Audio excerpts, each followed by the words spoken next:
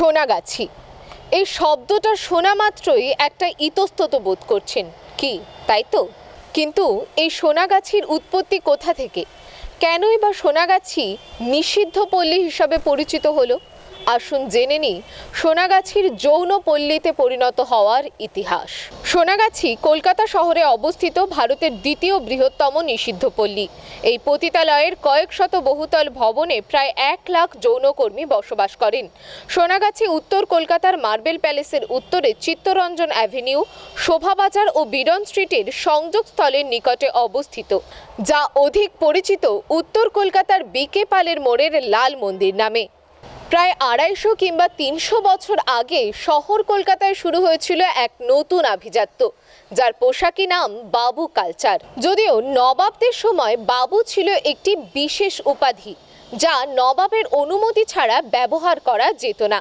সাধারণত নবাবের অনুগত শিক্ষিত আভিজাত ধনীরাই এই উপাধি ব্যবহারের সুযোগ পেতেন। ব্রিটিশ আমলে আবার এক নতুন অভিজাত শ্রেণীর তৈরি হলো। নবাব আমলের শিক্ষাকে এবার ছাপিয়ে গেল অর্থ, অর্থাৎ ব্রিটিশ আমল থেকে বাবুর সমার্থক হয়ে উঠল অর্থ, শিক্ষা বা বংশ পরিচয় নয়। ফলে ব্যবসা বা অন্য উপায় প্রচুর অর্থ উপার্জন করে রাতারাতি বাবুর সংখ্যা বেড়ে গেল তিলোত্তমায়। দামি গাড়ি, লক্ষ টাকার বাইজি, পায়রা ওড়ানো, রক্ষিতাদের বাড়ি করে দেওয়া, ফি শনিবার বেশ্যাদের নিয়ে আসর বসানো, মদ খেয়ে রাতের পর রাত কাটানো ছিল এই বাবুদের প্রধান কাজ। অন্যদিকে ইংল্যান্ড থেকে ভারতে আসা তরুণরা বেশিরভাগই অবিবাহিত, যাদের বিয়ে হয়ে গিয়েছে তাদের স্ত্রী সন্তান সুদূর ইংল্যান্ডে। এই কলকাতাইয়া বাবু এবং ইংল্যান্ড থেকে আসা সাদা চামড়ার তরুণ, এদের চাহিদায় গোটা একটা পতিতালয়ই গড়ে উঠল তিলোত্তমায়। শোনা যায় ইংরেজরা ভারতীয় অল্প বয়সী বিধবাদের ধরে আনতে লাগলেন কলকাতার সোনাগাছিতে। খুব সম্ভবত কলকাতা শহরে বেশ্যাবৃত্তির শুরু সেই সময় থেকেই। তবে অনেক ইতিহাসবিদদের মতে পূর্বে কর্নওয়ালিস স্ট্রিট ও পশ্চিমে চিতপুরের মাঝের পুরো জায়গাটা নিয়ে পতিতাদের উপনিবেশ গড়ে উঠেছিল। জায়গাটার মালিক ছিলেন প্রিন্স দ্বারকানাথ ঠাকুর, রবীন্দ্রনাথ ঠাকুরের ঠাকুরদা। এই নিষিদ্ধ পল্লীর স্থাপনা হয়েছিল নাকি সেই জমিদার বাবুদেরই উদ্যোগেই, কারণ বেশিরভাগ বাবুদের একাধিক উপপত্নী থাকাটা তখনকার সময়ের বাবু কালচার।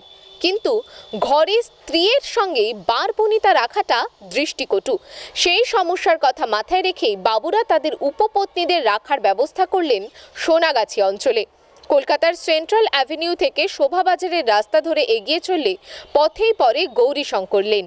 এখানেই অবস্থিত এশিয়ার সর্ববৃহৎ যৌনপল্লী, নাম সোনাগাছি। ভারতের বৃহত্তম যৌনপল্লী এটি।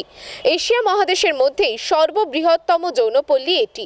এই যৌনপল্লীতেই আছেন 1 লাখেরও বেশি যৌনকর্মী। কথিত আছে ওই গোটা এলাকার অধিপতি ছিলেন সানাউল্লাহ গাজী নামের একজন মুসলিম সন্ত। এই সন্তের সমাধির ওপর তৈরি মাজার এখনো রয়েছে সেই এলাকায়। যেহেতু ওই পুরো চত্বরটি তার ছিল, তাই সেই অধিপতির নামেই গোটা চত্বরটিকে ডাকা হতো সোনাগাজী নামে। কিন্তু পরবর্তীকালে লোকমুখে নামটি ঘুরতে ঘুরতে সোনাগাছিতে পরিণত হয়েছে। কেমন লাগলো আপনাদের নিষিদ্ধ পল্লীর এই অজানা ইতিহাস? এই ধরনের আরও ইতিহাস জানতে সঙ্গে থাকতে হবে হিডেন বার্তার।